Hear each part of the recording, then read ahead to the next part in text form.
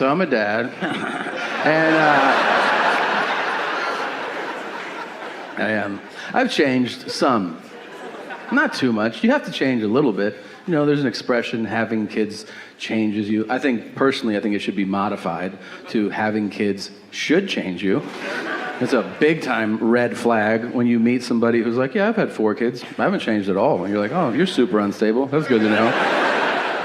They don't have to be huge changes, but you know, you kind of evaluate your life and you make a change. Me, personally, I'm very proud of what I changed. I realized when I had kids, I had no time, no energy. I need to edit something out of my life. You know what I edited out of my life? Arguing with everyone. Every friend, every family member, I just don't engage. As soon as it starts, I flip it on them. Okay, so as soon as I'm arguing with somebody and they're like, yeah, I don't really agree with you, I go, yep, I'm on your side now. And they're like, what? I go, as soon as you spoke, I came around and joined you. That's how little I want to talk to you. And I'm free. Feels great. Now, not everybody likes it. I'll tell you, my own mother is not a fan. She lives for arguing. There are some people built like that. She lives for combative things. She wants to just fucking stab, twist, turn. She loves it. She's also a dream crusher, which is my least favorite quality in a human being. You know, a dream crusher, the person who, no matter what you say you want to do or try, they're like, not you. And you're like, it's good to have you around, you know? Those stay with you, right? Like, I bet you me just bringing it up brings them to your own memory. That's how powerful they are. I do remember telling her, I was like, I'm going to LA to do stand-up. This is years ago. I say it to her. I'm going to LA to do stand-up. Her response was, you should go to the post office. I was so naive. I was like, they do stand-up shows at the post office? And she goes, no, to work. I was like, oh, no. Stand-up would be the work. And she goes, I understand. I was like, wait a minute. Am I telling you my dream, and then you're saying, go be a mailman? And she was like, Jason. Okay. Now I do all right. You know, I make a good living. She knows about it, obviously. She hits me up for shit constantly. But I still get to have some fun. Like, you know what I sent my mother just a few weeks ago for her 75th birthday? A book of fucking stamps. And I put a little note in there. I got these at work today. Ha ha ha ha ha.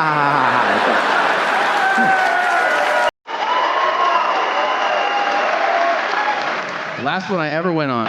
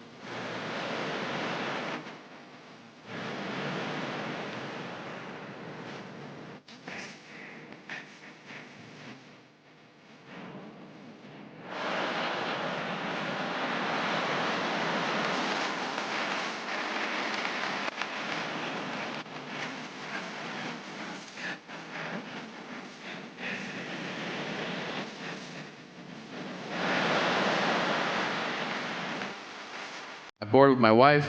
We get on, she looks at our boarding passes, and she goes, we're not sitting next to each other. And I go, okay.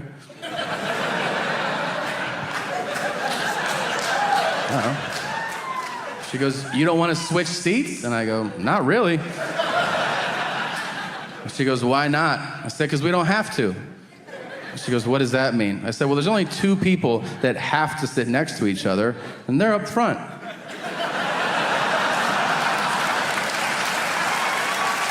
We can sit anywhere. And she goes, you're going to ask people to move. And I was like, great, should be a real treat. So that's always fun, right? You all settled in? You want to stand the fuck up now? Great. So we're both window seats. We need an aisle to move. So I go to the guy sitting next to her, and this guy is old. I don't know how old, but it doesn't look good, all right? He's drooling. He's got rubber where there used to be bone. Put it this way. It's his last flight, all right? So after this one, no mas. So I go, excuse me, Gandalf, do you think that you could move so I can sit next to my wife? And he goes, move? Mm-hmm. He goes, you move. Yep. I'll move here, and then you move there.